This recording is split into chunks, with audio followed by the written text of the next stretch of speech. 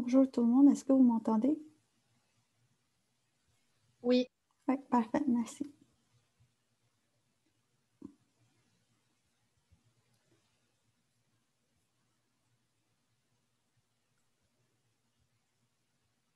OK. Donc, bienvenue au LAIS cet après-midi. On va discuter de l'ANOVA, donc Analysis of Variance, c'est un test qui va nous aider à comparer des moyennes, donc voir s'il y a une différence entre les moyennes qui sont présentes dans nos données.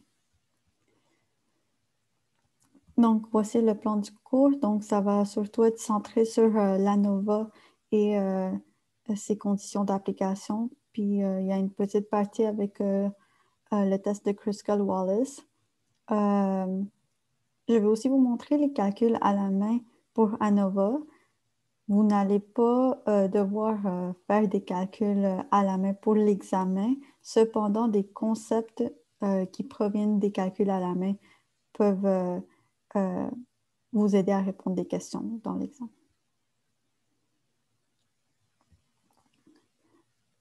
Donc, l'ANOVA, c'est un test qu'on utilise quand on a plusieurs moyennes à comparer. Donc, parce que si on faisait un test T de student, ça affecterait nos résultats. En fait, notre type, erreur de type 1 qui augmenterait à chaque fois qu'on ferait une comparaison entre les moyennes. Donc, plus on multiplie de tests, plus on peut se tromper. Donc, notre seuil alpha va augmenter. Et par exemple, quand on fait 10 tests, on est quasi sûr de rejeter H0, même s'il n'y a pas de différence entre les moyennes, juste parce que les probabilités font en sorte que simplement quand on fait plus de tests, on a plus de chances de trouver une différence. Là, il n'y en a pas une. Donc, ANOVA, ça va prendre simultanément les moyennes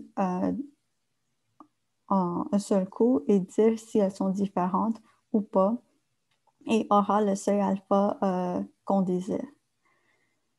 Donc, c'est un test statistique pour comparer les moyennes. Cependant, on utilise la méthode, la technique statistique utilise les variances. Mais ce n'est pas un test pour comparer des variances. Donc, comme j'ai dit, ça teste s'il existe une différence entre au moins deux moyennes dans nos données. Et lorsque c'est le cas, l'hypothèse nulle est rejetée et il faut par la suite procéder à d'autres tests pour identifier quel groupe de moyennes est différente parmi nos données. Donc, nos conclusions porteront sur les moyennes. Donc, à l'étape 8, ça va être les moyennes sont significativement différentes ou pas et pas la variance. Donc, si toutes les courbes de mes données sont semblables, les moyennes vont être superposées et leur variance va être semblable. Les moyennes seront identiques si mes données sont semblables et la variance de chacun de ces groupes, donc les groupes sont illustrés en couleur, sera la même variance que si je prenais la variance de toutes mes données. Donc, la variance de toutes les données, c'est illustré par la ligne en pointillé. Donc, si les moyennes sont semblables, les courbes vont être autour de cette moyenne et leurs variances vont être semblables. Et par exemple, les courbes en couleur ici peuvent être différentes longueurs de poissons dans différents lacs et les moyennes sont identiques et leurs variances sont aussi semblables. Donc, la variance de toutes les données est la même que la variance de chaque groupe. C'est ce qui sous-entend un peu le test de ANOVA pour nous permettre de comparer les moyennes. Donc, si une des courbes est différente des autres, sa moyenne ne sera pas superposée à celle des autres. Et donc, la variance de toutes les données combinées sera plus grande que la variance de chaque groupe séparé. Donc, la variance à l'intérieur des groupes est la même, mais la variance entre les groupes, c'est-à-dire la variance de toutes les données combinées, va augmenter, comme c'est illustré par la courbe en pointillé, qui va être plus étalée. Donc, ANOVA, c'est un test statistique qui compare si la variance à l'intérieur du groupe est de même ordre de grandeur que la variance entre les groupes. Donc, oui. Donc, le but ici, c'est de comparer la variance de toutes les données combinées, donc notre CMA, à la variance intragroupe, le CME. Notre variable auxiliaire, c'est un rapport de Fisher, donc le F-cal, qui est le CMA divisé par CME. Et donc, si toutes les moyennes sont semblables, le rapport de Fisher sera proche de 1. Sinon, il sera plus grand. Plus une des moyennes s'éloigne des autres données, plus ce rapport va augmenter, indiquant qu'il y a plus de variance entre les groupes. C'est comme la courbe pointillée qu'on a vue tantôt, ça va être plus grande et le F-calc va augmenter. Donc, plus un F calculé est grand, plus il indique qu'au moins une des courbes est déplacée soit à droite ou à gauche. Donc, on va faire un exemple. Donc, dans le but d'améliorer des techniques d'anesthésie générale, des chercheurs se sont intéressés aux réactions physiologiques de souris de laboratoire soumis à 3 techniques d'anesthésie différentes. Donc, on doit maintenant tester si ces techniques ont des effets différents sur la teneur plasmatique en adrénaline des souris. Donc, on a placé le tableau dans un objet adrénaline. Donc, le tableau, c'est le tableau que vous voyez à droite. Donc, il y a 2 colonnes. Adrène qui représente la valeur plasmatique en adrénaline. Puis ici, ANES qui va de A à C et représente les différentes techniques d'anesthésie. Donc, la variable réponse est la teneur plasmatique en adrénaline parce que c'est ce qu'on mesure. Et le niveau de facteur, donc il y en a 3 A, B et C pour représenter les 3 techniques d'anesthésie. Donc, pour aller voir dans R les niveaux de facteurs, vous pouvez utiliser la fonction levels qui vous permet, et vous mettez la colonne dans laquelle se retrouve votre facteur pour voir c'est quoi les différents niveaux qui sont possibles. Et si vous voulez savoir le chiffre associé, donc combien de niveaux y a-t-il, c'est-à-dire le K qu'on va utiliser dans les degrés de liberté, donc c'est N levels avec le nom de la colonne. Donc, la question biologique qu'on se pose, c'est est-ce que toutes les techniques d'anesthésie ont tous le même effet sur la teneur plasmatique en adrénaline des souris?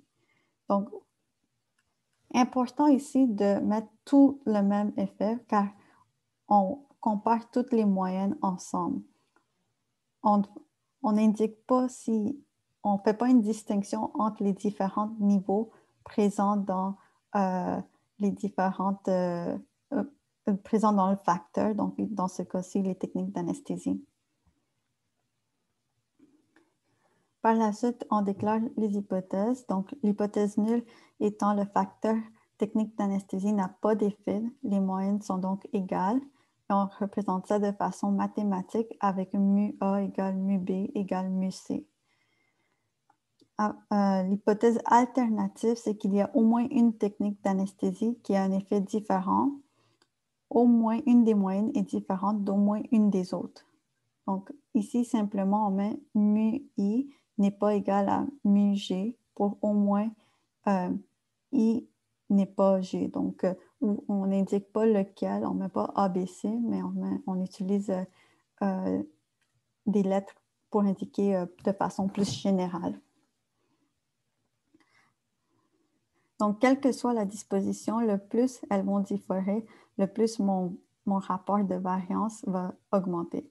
Donc, le test est effectué unilatéral parce que si une des moyennes est plus petite ou plus grande, ça va toujours augmenter le rapport de variance, mais ça demeure un test qui a une forme bilatérale car on vérifie une augmentation ou une diminution du F calculé. Donc, il n'y aura pas de questions à cet effet-là parce que ça demeure un truc de nomenclature. Donc, mais je vous le dis simplement pour vos connaissances. Donc, en gros, la conclusion va être bilatérale. Vous pouvez juste retenir ça. Parce qu'on pourra conclure qu'il y a des différences, mais on ne sait pas si c'est plus haut ou plus bas. Donc, ANOVA va nous dire qu'il y a des moyennes différentes, mais il ne dira pas lesquelles ou quelle paire est significative. Donc, à l'étape 3, on choisit le test puis on écrit la variable auxiliaire. Donc, ici, il s'agit d'un test statistique. C'est un rapport de variance de Fisher, oui. Il faudrait indiquer que c'est un ANOVA aussi. Donc, FCAL qui est calculé par la CMA sur le CME. Donc, CMA qui représente la ligne pointée des courbes tantôt. Donc, puis la CME qui est la variance intragroupe, donc les courbes en couleur, donc la variance individuelle de chaque courbe. Lorsque le FCAL est plus petit que 1, ça veut dire qu'il y a un peu plus de variance dans les groupes qu'entre les groupes. Donc, les courbes en couleur sont plus étalées que la grande courbe pointillée. Mais ce n'est pas quelque chose qui arrivera de façon très souvent.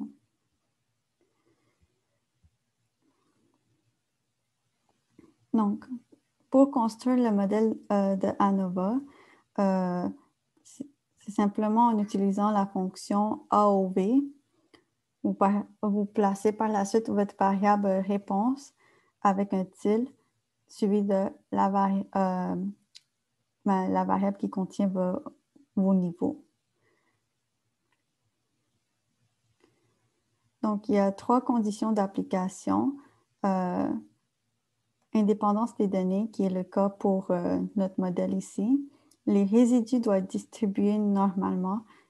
C'est bien important que c'est les résidus et non pas les variables. Donc, les résidus, c'est les différences entre ce que le modèle prédit et la vraie valeur observée. Et la variance des résidus est égale, donc l'homocidacité. Donc, vu qu'on souhaite comparer des moyennes en utilisant les variances, il faut s'assurer que les variances sont à peu près égales.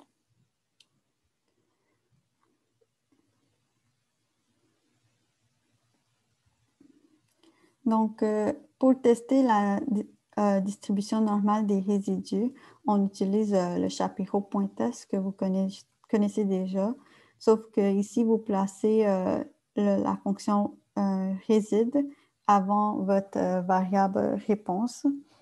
Donc, ici, il nous indique une p-value de 0,07.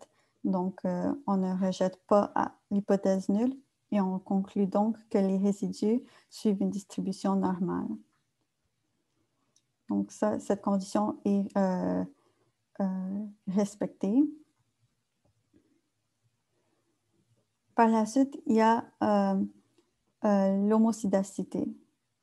Celle-ci est testée par la fonction Bartlett.test et vous placez votre variable réponse suivie de le facteur, la variable qui représente vos facteurs. Ici, l'hypothèse nulle, c'est que les variances, pour ce test dans l'étape 4, c'est que les variances sont homogènes. Et l'hypothèse alternative, c'est qu'au moins une variance diffère d'au moins une autre. Ça va un peu dans le même principe que l'ANOVA, parce qu'on veut simplement savoir si toutes les variances sont semblables ou pas. On ne peut pas utiliser le var.test parce que ça augmenterait notre erreur de type 1. Et aussi, on ne peut pas faire avec plot comme on l'avait fait pour la régression linéaire parce qu'on compare plus que 2 groupes.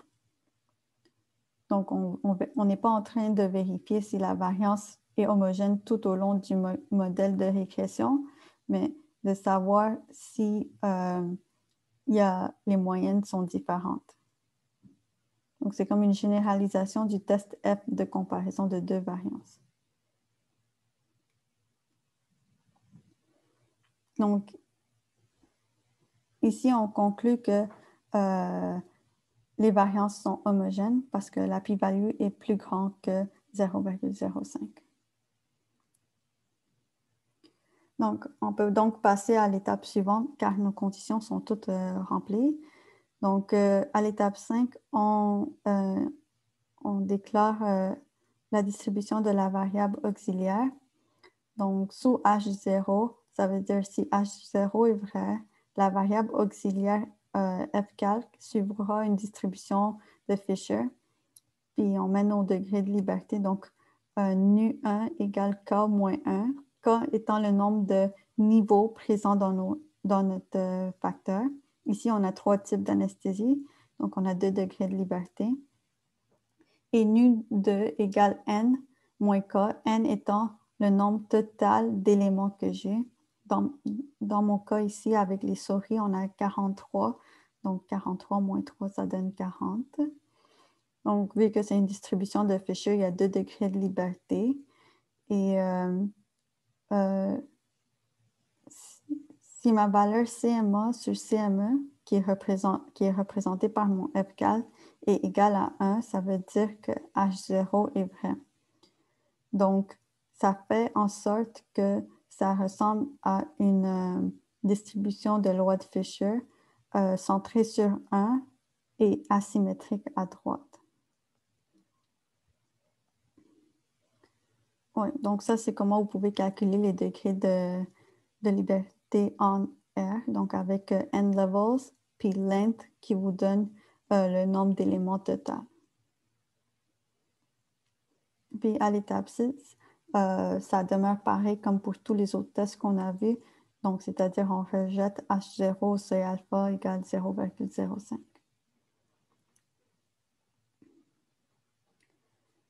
On peut donc procéder au calcul à l'étape 7. Donc, comme j'ai mentionné tantôt, avec la fonction AOV, on met la variable réponse, on met un tilde avec le facteur de groupement, qui est notre X en quelque sorte.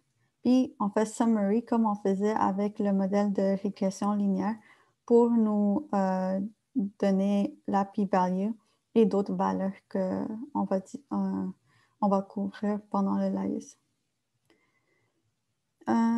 Donc, il vous donne les degrés de liberté qu'on avait déjà calculés précédemment. Puis ici, une p-value avec le nombre d'étoiles qui indique à quel point c'est significatif la différence qu'on a trouvée. Pour que ça fonctionne, c'est bien important de s'assurer que nos variables sont interprétées comme un facteur. Sinon, il faut utiliser la fonction as.factor dans R, car si vous faites des ANOVA avec des chiffres, ça va vous faire une régression linéaire et non pas une ANOVA. Donc, la commande as.factor est utile si un des deux groupements sont numériques.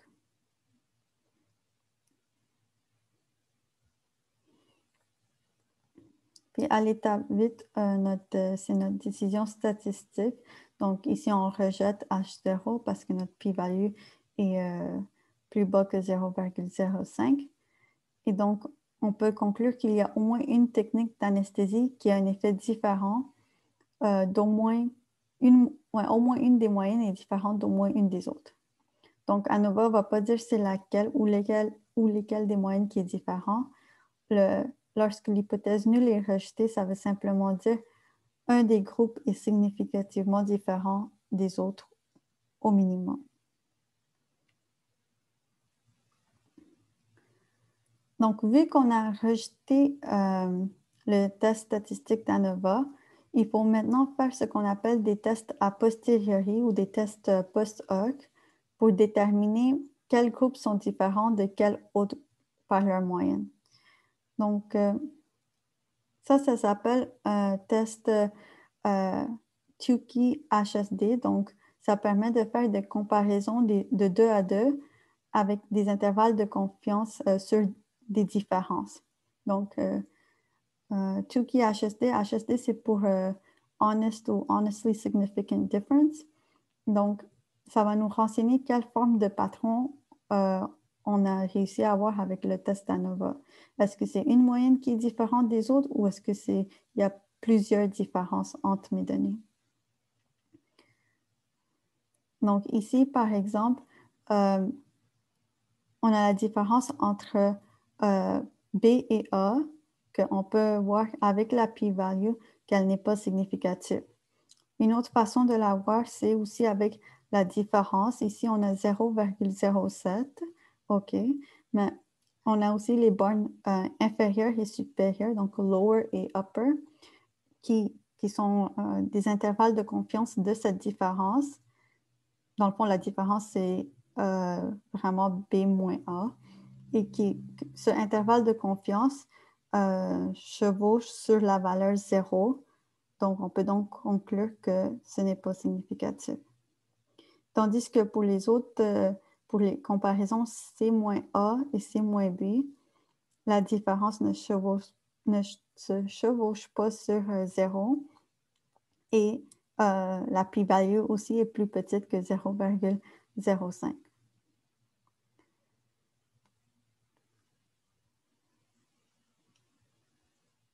Donc, la p-value, ça reste pareil. Ici, c'est ajusté, mais c'est toujours la probabilité d'avoir une différence aussi extrême ou plus extrême. Et c'est simplement ajusté parce qu'on fait plusieurs comparaisons ici. Puis la magnitude de la différence, ici, le chiffre, c'est un chiffre absolu. Ça n'indique pas à quel point c'est significatif ou pas.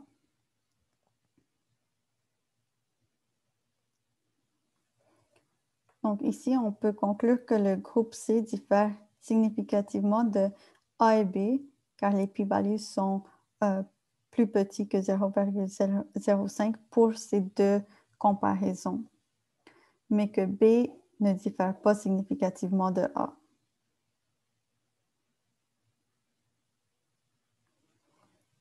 Donc, à l'étape 9, vos interprétations doivent avoir une suite logique à ce que vous avez conclu à l'étape 8. Donc, par exemple, vous pouvez conclure que le produit C a une teneur en adrénaline significativement plus élevée que les deux autres, parce que là, on voit bien que lorsqu'on fait C-A ou C-B, c'est positif. Donc, cette différence est justifiable, puis là, vous mettez une interprétation qui est biologiquement plausible.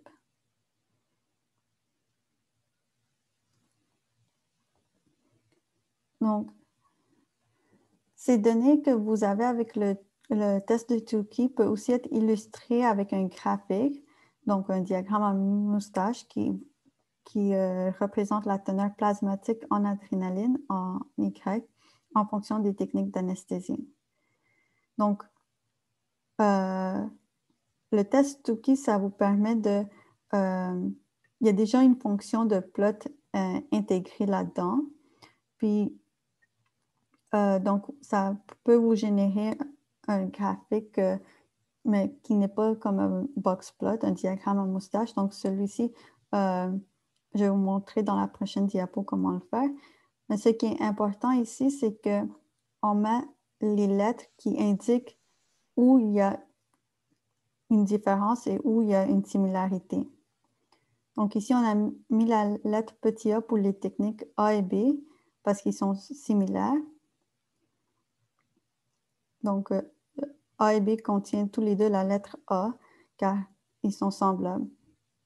Puis pour la technique C, on a mis une lettre différente, donc la lettre B, car elle diffère de A et de B. Puis même en visualisant le graphique, on peut apprécier cette différence car on voit que la technique d'anesthésie C semble avoir une teneur plus grande en adrénaline. Si on avait eu une autre technique qui avait une teneur plasmatique similaire à la technique C, on aurait aussi placé un B sur cette autre technique. Puis un niveau, c'est-à-dire une technique dans ce cas-ci, peut avoir plus qu'une lettre si votre cas le nécessite. Donc, en résumé, on utilise des lettres pour permettre de visualiser plus facilement les différences. Et ici, on a la fonction plot qui permet de réaliser ce graphique. Donc, vous connaissez déjà la fonction plot. Donc, vous mettez votre variable y qui est l'adrénaline, la teneur en adrénaline dans le plasma. Par la suite, votre variable explicative ou celui qui contient les niveaux. Donc, les techniques. Oh non, je suis désolée. Non, ici, c'est le plot. Vous devez inscrire les techniques d'anesthésie en premier. Donc, votre valeur en X. Puis, par la suite, les valeurs en Y, donc la teneur plasmatique en adrénaline. Puis, les arguments qui suivent, donc le YLEM, c'est simplement pour l'axe des Y, délimiter la borne inférieure et supérieure que vous choisissez aléatoirement un peu. Puis, XLab et YLab pour indiquer les titres de vos axes. Puis ici, la fonction texte, c'est simplement, en fait, il y a plusieurs arguments dans la fonction texte. Donc, il y a le x égale. Donc, vous donnez des coordonnées de x et de y. Et par la suite, lorsque vous mettez l'argument labels, ça va vous mettre les lettres que vous inscrivez aux coordonnées que vous lui avez fournies. Donc, le 1 ici, c'est le 1 et 1.9. On voit bien que sur l'axe des Y, ils sont tous à la hauteur de 1.9. Puis ici, le 1, 2, 3, ça, c'est simplement pour le ABC, donc c'est 1, 2 et 3. Labels, donc vous mettez entre guillemets les lettres que vous voulez inscrire. Puis le CEX, c'est la taille de la lettre, donc vous pouvez le garder entre 1 puis 1.5, puis ça devrait vous donner une taille raisonnable pour la lettre. Donc, le Bartlett permutationnel, c'est un test qu'on va utiliser lorsque les résidus ne sont pas normaux avec notre test Shapiro. Donc, on va d'abord essayer de transformer les données sur la variable réponse. S'ils sont toujours pas normaux, on va tester l'homoscédacité avec le Bartlett permutationnel. La permutation, ça permet de recréer une distribution comme on a vu avec d'autres tests de permutation. Donc, si le Bartlett permutationnel conclut que l'homoscédacité est respectée, on peut utiliser l'ANOVA permutationnel, tandis que si c'est pas homogène, donc la condition n'est pas respectée, on doit aller avec un test non paramétrique qui s'appelle le Kruskal-Wallis.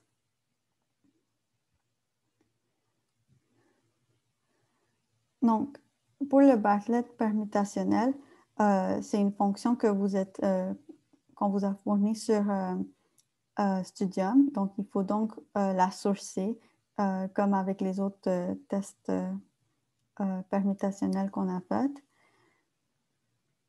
Puis, pour l'utiliser, c'est simplement bartlett.per, votre variable réponse, donc le niveau d'adrénaline, avec les techniques d'anesthésie.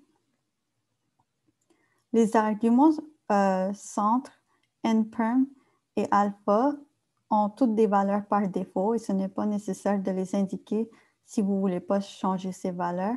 Et vous pouvez juste écrire votre variable réponse avec votre variable explicative, avec le groupe.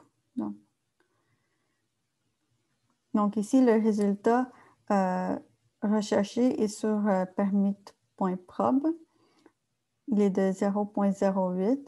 Donc, celui-ci peut varier en raison des permutations. Donc, parce que les permutations sont de nature aléatoire. Donc, c'est possible que tout le monde n'ait pas la même réponse ou que vous n'ayez pas la même réponse chaque fois que vous faites le test. Donc, on ne rejette pas l'hypothèse nulle car notre valeur de permute.prob 0,08 est plus grand que 0,05. Donc, on fait seulement ce test si les variances sont, si les résidus ne sont pas normaux.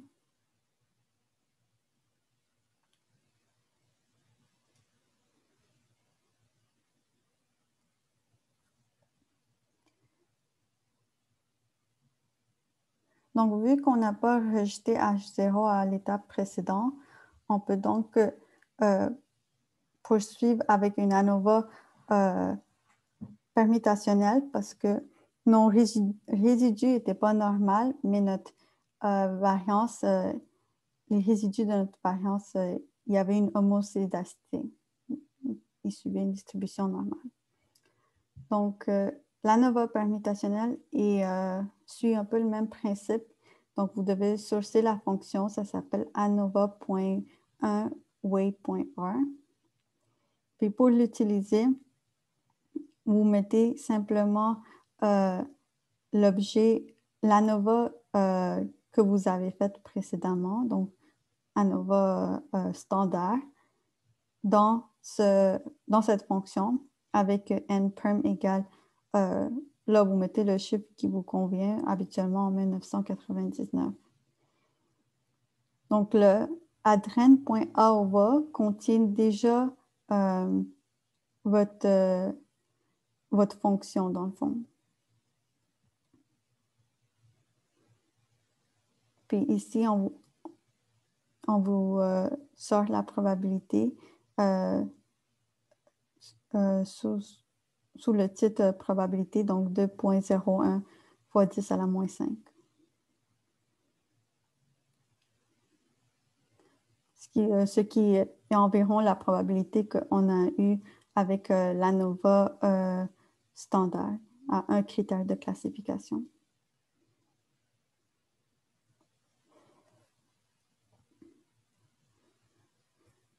Donc, le test de Kruskal-Wallis, c'est comme un test de Wilcoxon-Mann-Whitney, mais plus en général. Ce test, dans le fond, il vérifie la médiane des rangs des données et on peut l'utiliser si les résidus ne sont pas normaux, puis si lorsqu'on teste l'homocédacité, elle n'est pas respectée avec le test de Bartlett. Donc, aussi, ça peut être utile si on a des données semi-quantitatives ou ordinales et si on a trop peu de données, donc c'est-à-dire 15 ou moins.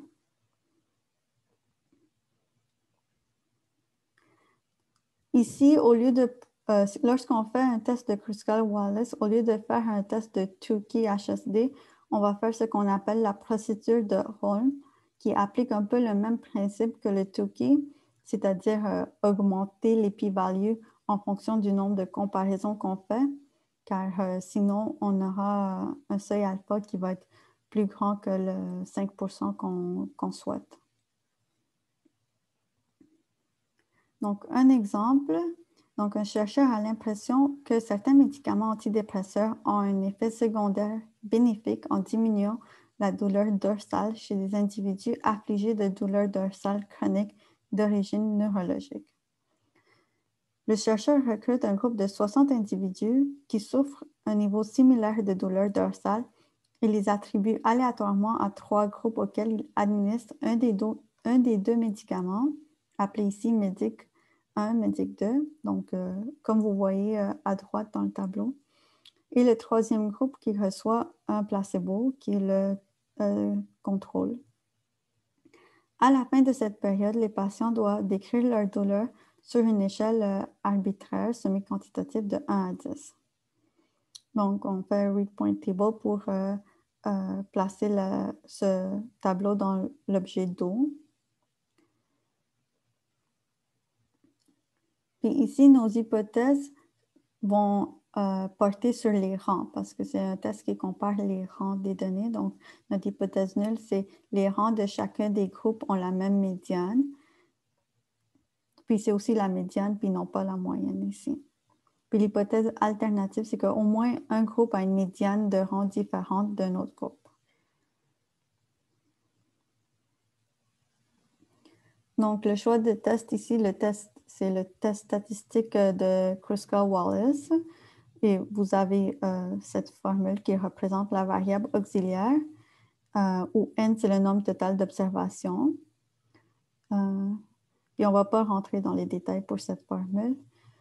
Puis la seule condition d'application à l'étape 4, c'est l'indépendance des données.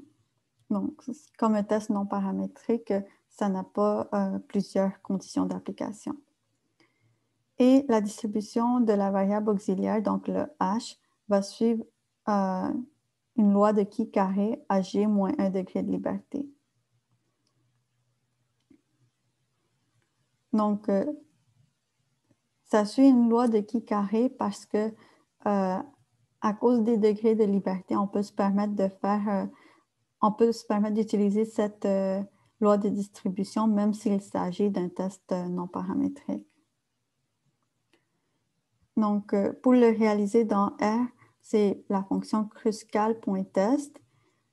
Puis, vous mettez votre variable réponse. Ici, il s'agit de la douleur qui est gradée sur une échelle de 1 à 10. Puis, le groupement, donc les traitements, c'est-à-dire le contrôle médic 1, médic 2. Puis, on a une p-value de 0,01826 qui est plus petit que 0,05.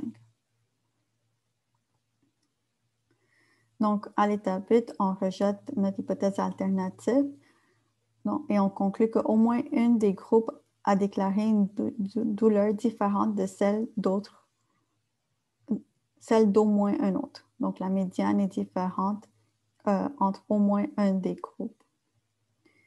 Donc là, au lieu de faire le test de Tukey HSD en post-hoc, on va faire une série de tests U de Wilcoxon-Whitney par paire pour corriger le seuil alpha. Et par la suite, je veux dire corriger le seuil alpha avec la procédure de Holm.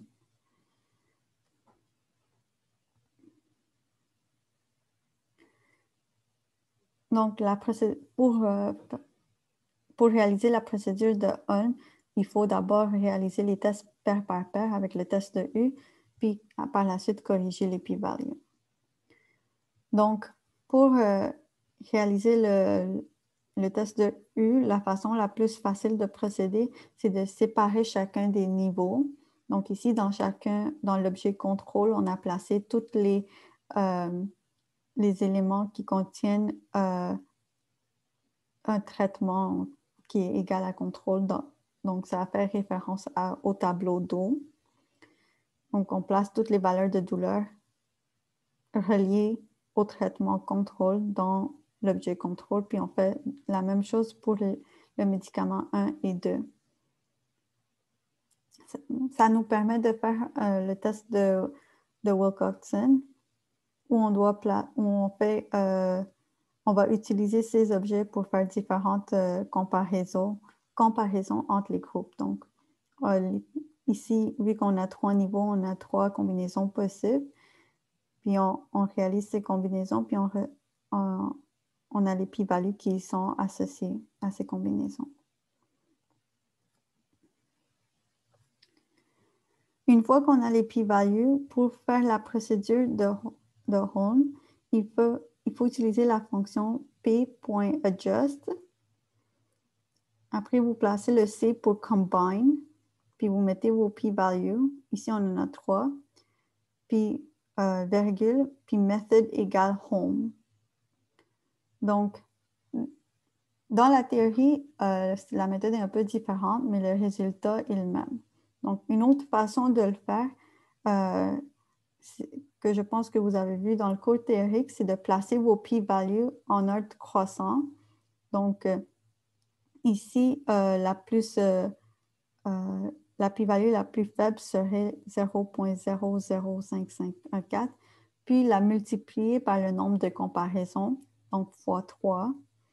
Puis la deuxième plus grande, c'est-à-dire 0,119, serait multipliée par le nombre de tests moins 1, donc fois 2.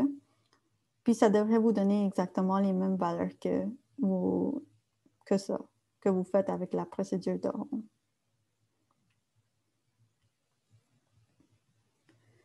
Donc, une fois que vous avez vos valeurs P corrigées avec Holm, vous pouvez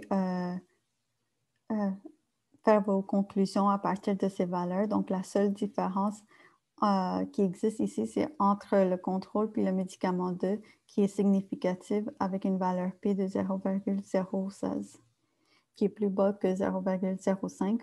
Donc, on rejette H0 pour cette comparaison spécifiquement.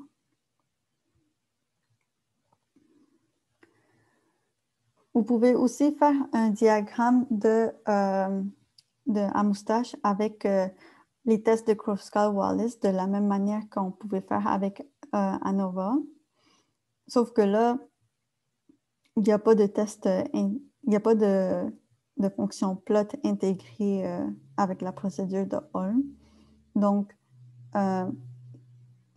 ici aussi, on peut placer les lettres pour démontrer qu'est-ce qui est significatif et qu'est-ce qui est semblable. Donc ici, on a mis le petit a pour les médicaments, pour le contrôle, puis le médicament 1, car ils sont similaires. Et on a mis le petit b pour le médicament 2, car il est différent du contrôle. Et puisqu'on a un autre groupe qui est similaire au médicament 2, on a aussi mis un petit b. Donc, la façon la plus simple de procéder pour mettre les lettres, c'est d'abord de commencer avec ceux qui sont différentes. Donc, ici, on savait que le contrôle et le médicament 2 étaient différentes. Donc, on place deux lettres différentes, donc A et B, pour contrôle et médicament 2. Par la suite, on vérifie si médicament 1 et contrôle sont semblables, ce qui était le cas. Donc, on met la lettre A, puis on vérifie si médicament 1 et 2 sont semblables, ce qui était aussi le cas. Donc, ce niveau a en fait deux lettres.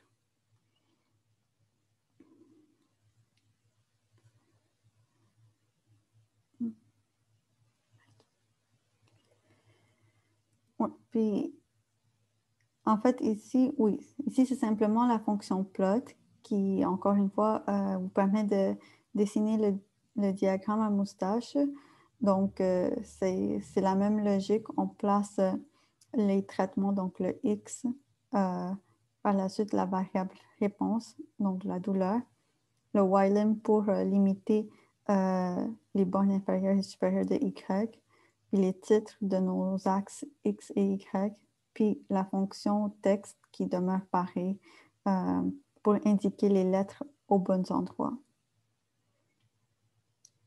Donc, le 1, 2, 3, ici, lorsqu'on fait X égale, ça va être relié au niveau de votre groupe.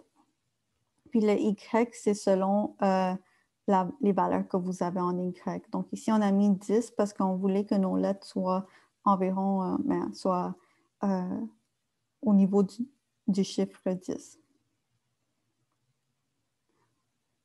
Donc, lorsqu'on fait summary avec ANOVA, ça nous donne plein de résultats. Puis c'est important de bien les comprendre car chaque valeur signifie va nous donner une certaine information sur nos données. Donc, il y a deux lignes. Il y a adrénaline avec anesthésie. Donc, ça, c'est ça fait référence aux différences intergroupes. Puis les residuals, c'est intragroupe. Donc, vous avez les degrés de liberté associés à chacun. Le F4 qui est le CMA sur le CME. Puis, vous avez les sommes des carrés, donc qui est donc SCA et SCE. Puis les variances, donc CMA et CMA. Et finalement, la probabilité, la p-value d'obtenir une valeur aussi extrême ou plus extrême que ce qui est observé dans votre hypothèse nulle.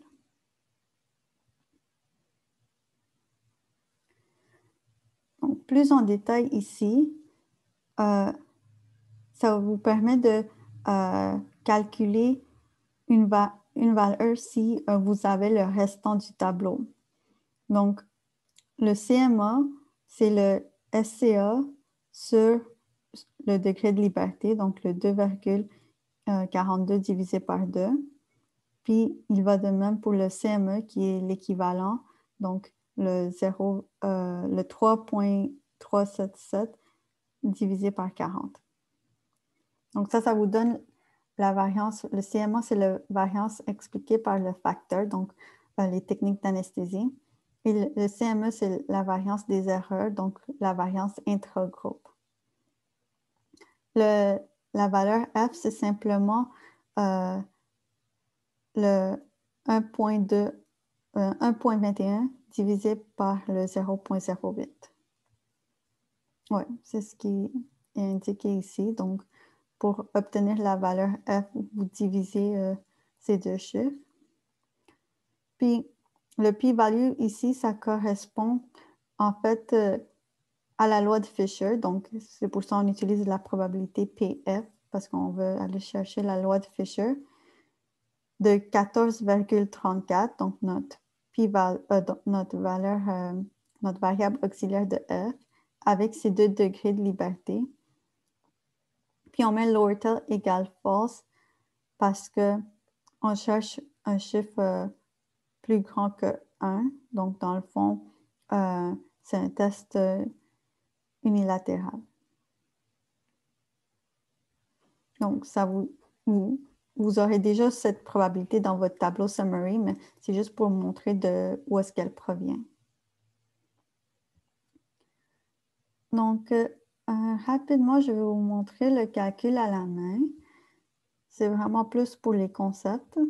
Donc, ici, on se pose la question, est-ce que les variétés de tomates ont tous la même couleur? Puis, on a 4 variétés, A, B, C et D.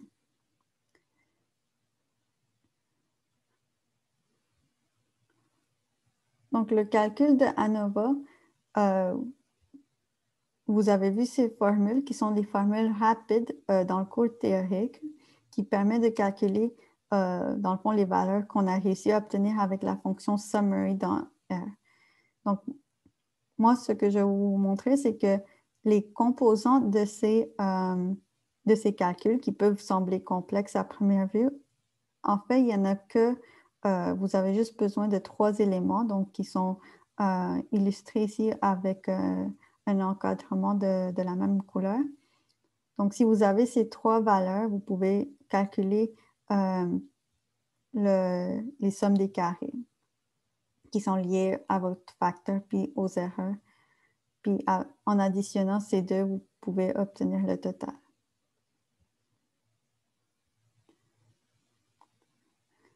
Puis, évidemment, le FCAL, c'est le CMA sur le CME.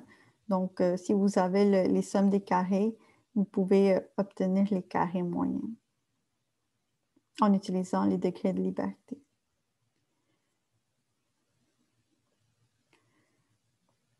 Donc, pour commencer, ici, on a donc 4 variétés de tomates, donc A, B, C et D.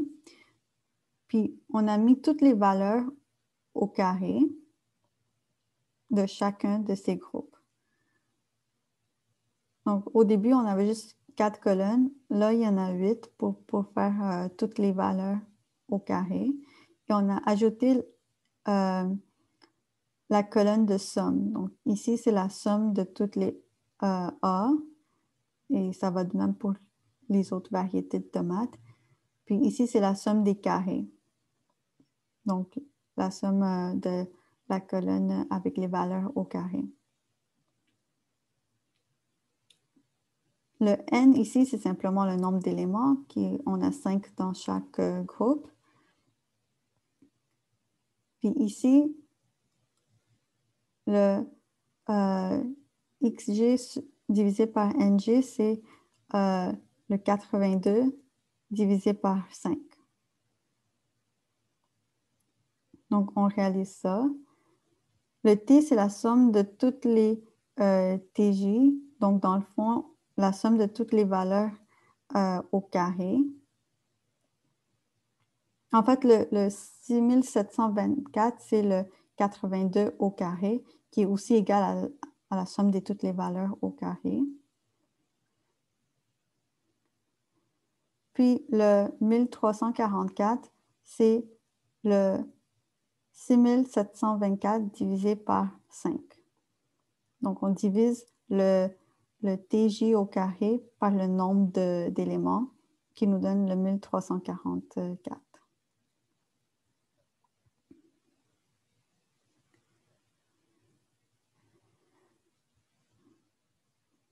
Donc, le X bar ici, c'est la moyenne des 4 moyennes ici. Puis, ici, le 4425, c'est le total de ces chiffres. C'est la somme de ces chiffres. Donc, la moyenne globale ici, ça peut être calculé de diverses manières. Ça peut être soit une moyenne de ces 4 valeurs, ou vous pouvez prendre le 293 et diviser par 20. Ça va donner la même valeur.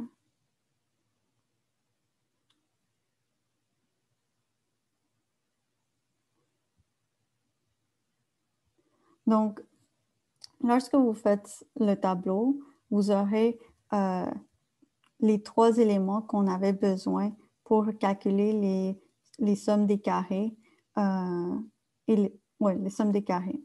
Donc, vous aurez la somme des carrés de x carré, donc le 4489 qui est ici. Donc, lorsque vous avez mis toutes vos valeurs au carré puis que vous avez fait la somme de toutes les valeurs. En bleu, vous avez le t carré sur n. Donc,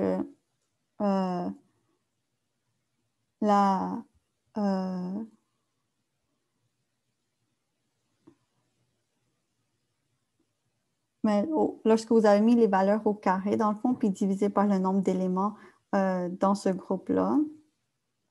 Puis en vert, vous avez divisé votre t carré divisé par le nombre d'éléments dans ce groupe. Donc ça peut vous permettre de faire le calcul de l'ANOVA, donc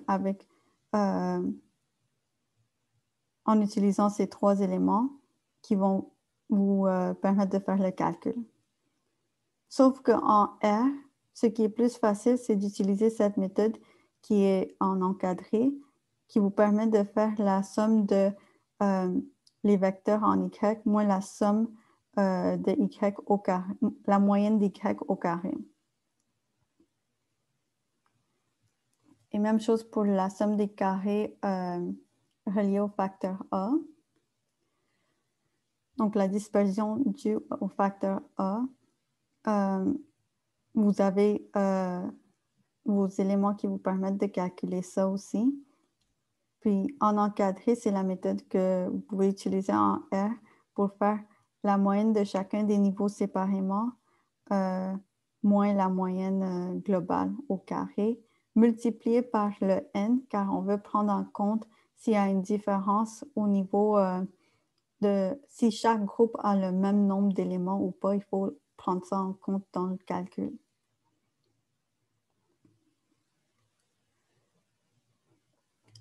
Puis finalement, le total, je veux dire, la somme des carrés reliée à l'erreur, si vous avez les 2 autres, mais la 3e est facile à calculer car ça va être simplement une opération numérique de soustraction vu que le total est égal à la somme des carrés reliés au facteur A puis relié aux erreurs. Donc, ça vous donne ça lorsque vous essayez de calculer à la main. et ça vous permet d'avoir vos carrés moyens, donc la variation intragroupe et intergroupe. Et si jamais vous faites des calculs à la main, juste tenir en compte que vous ne devrez pas avoir des valeurs négatives car on utilise tout le temps la somme des carrés. Et finalement, ici, vous avez un tableau récapitulatif qui vous permet de décider quel test utiliser selon les circonstances et selon les conditions d'application. Donc, vous commencez toujours par tester si les résidus sont normaux. Puis, si c'est le cas, vous pouvez vous utiliser le Bartlett paramétrique. Et si vos variances sont homogènes, vous utilisez l'ANOVA paramétrique. Rendu à cette étape, si vos variances ne sont pas homogènes, vous pouvez faire une transformation pour homogénéiser les variances. Si vous faites ça puis ça fonctionne, vous pouvez utiliser l'ANOVA paramétrique. Si ça ne fonctionne pas, vous utilisez le Kruskal-Wallis qui est un test non paramétrique. Lorsque les résidus ne sont pas normaux, vous pouvez transformer les données. Si vous réussissez à transformer les données et à les rendre normales, vous continuez dans cette voie. Si ça ne fonctionne pas, vous testez les variances avec le Bartlett permutationnel. Puis, si vos variances sont homogènes, vous pouvez utiliser l'ANOVA par permutation. S'ils ne sont pas homogènes, mais on utilise le test non paramétrique de Kruskal-Wallis. Donc, évidemment, le Kruskal-Wallis, c'est le test non paramétrique. Donc, il s'applique lorsque vous avez une variable semi-quantitative ordinale ou moins que 15 éléments dans l'ensemble de vos données. Donc, là, j'ai juste quelques questions. OK. Donc, ici, dans un ANOVA à un critère de classification où le facteur est fixe, un F calculé hautement significatif indique que le cas de la population mu1 et mu-K sont tous différents.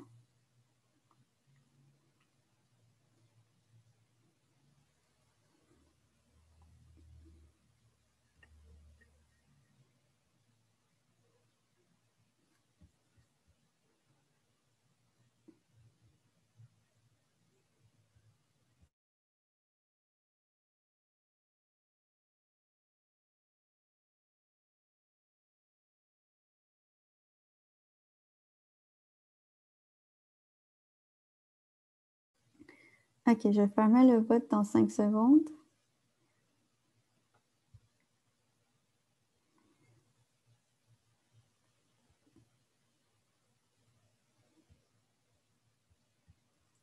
Oui, la réponse est faux.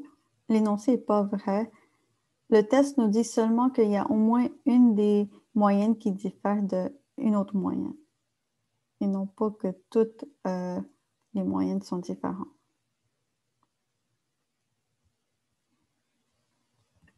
Donc, pour le même type de test, un ANOVA a un critère de classification.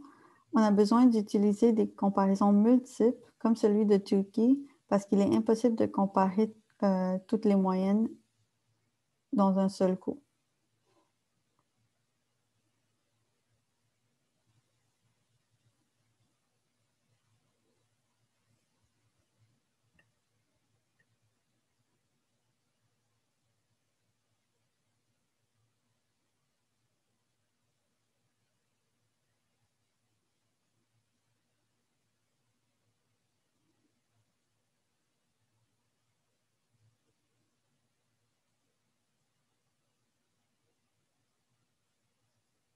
OK, dernier 5 secondes.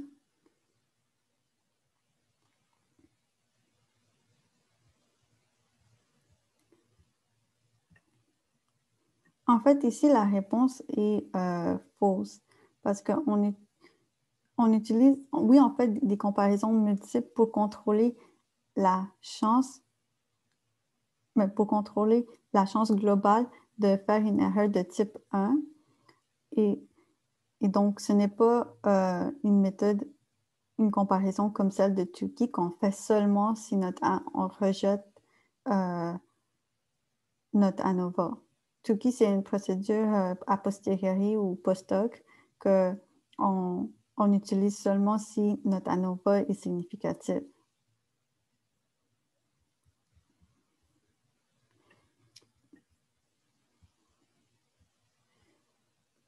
Puis ici, la variable f, la plus calculée, est un ratio qui représente la variance entre intergroupe sur la variance intragroupe.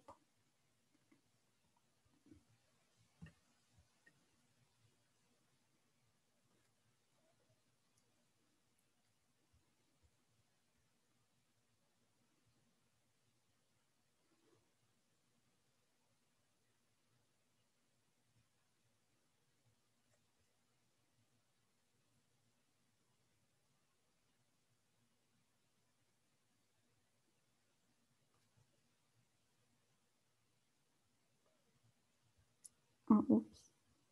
OK. Désolée, j'ai mis fin au vote. Okay. Oui, en fait, c'est vrai la réponse. Le ratio F, c'est le CMA sur le CME. Donc, la variance reliée à notre facteur A sur la variance des erreurs, les erreurs étant la variance intragroupe. Donc, j'ai 4 dernières questions. Juste un instant. Okay. Donc, qu'est-ce qui arriverait si au lieu d'utiliser ANOVA pour comparer 10 groupes, on ferait plusieurs tests T? Donc, les réponses possibles sont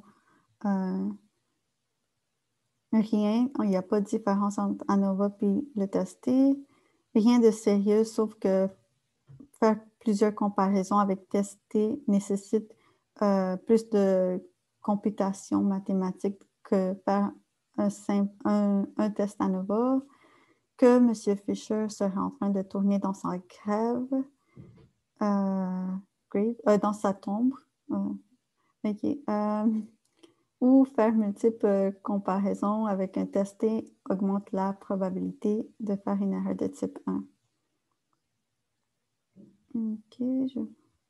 Oui, la réponse c'est D. Je pense que vous avez bien compris ça.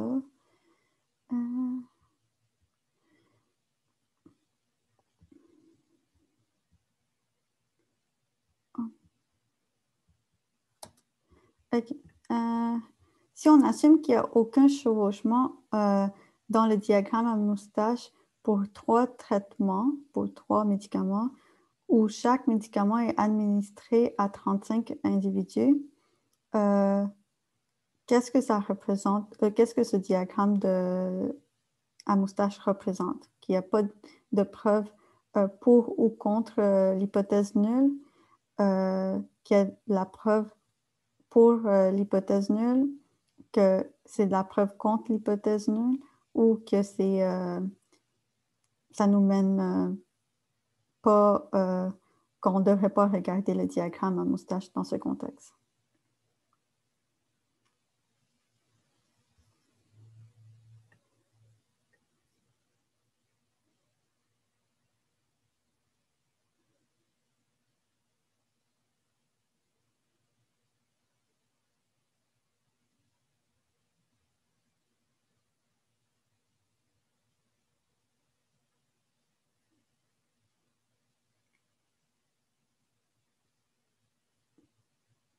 Un dernier 5 secondes.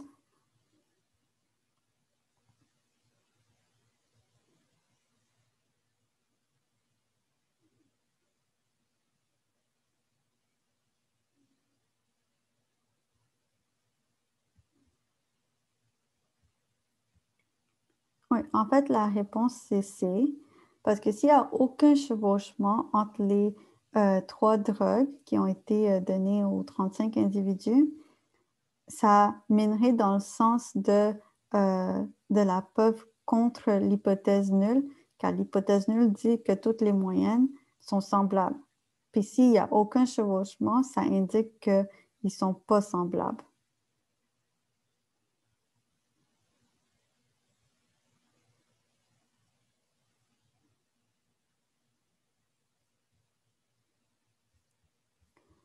Donc, l'avant-dernière question. Donc, lorsque la variabilité due à la chance diminue, la valeur f va augmenter, rester pareil, diminuer, ou on ne peut pas savoir avec les informations données.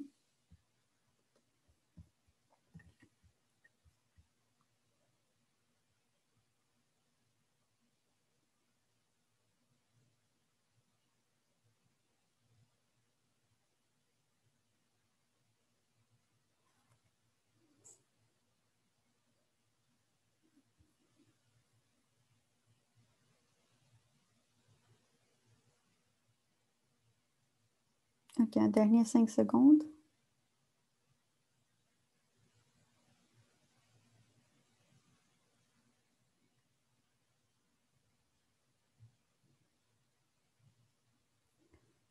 Oui, effectivement, la réponse est A. La valeur f va augmenter car quand on dit que la variabilité due à la chance diminue, ça veut dire que notre variabilité intragroupe diminue par conséquent parce que si on a bien fait notre échantillonnage, la variabilité due aux erreurs qui est représentée par le CME, qui est dans le dénominateur, va diminuer, donc le ratio F va augmenter.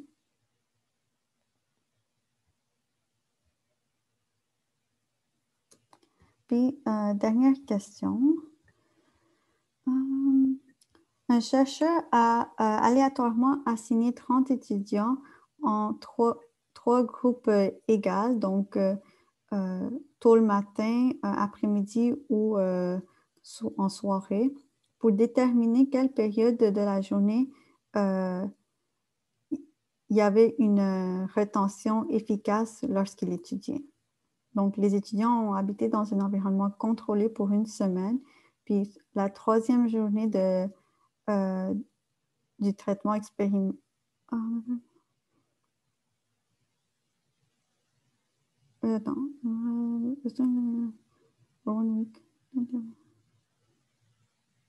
OK, ils reçoivent de la matière à étudier la troisième journée, dans le fond. OK. Puis la septième journée, donc à la fin de la semaine, le chercheur va tester leur rétention.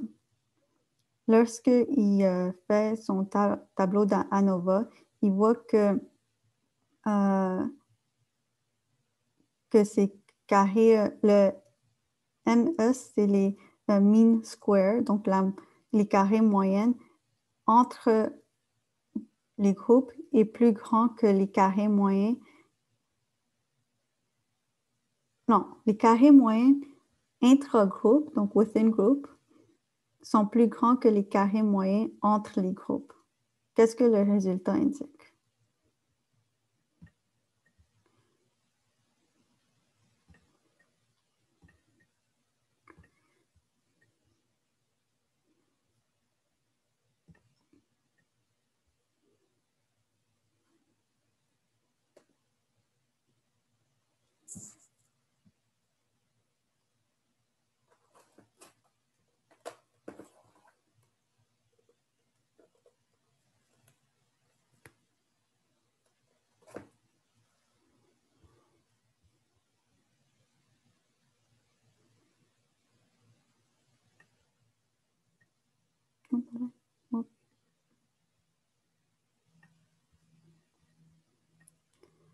OK, un dernier 5 secondes.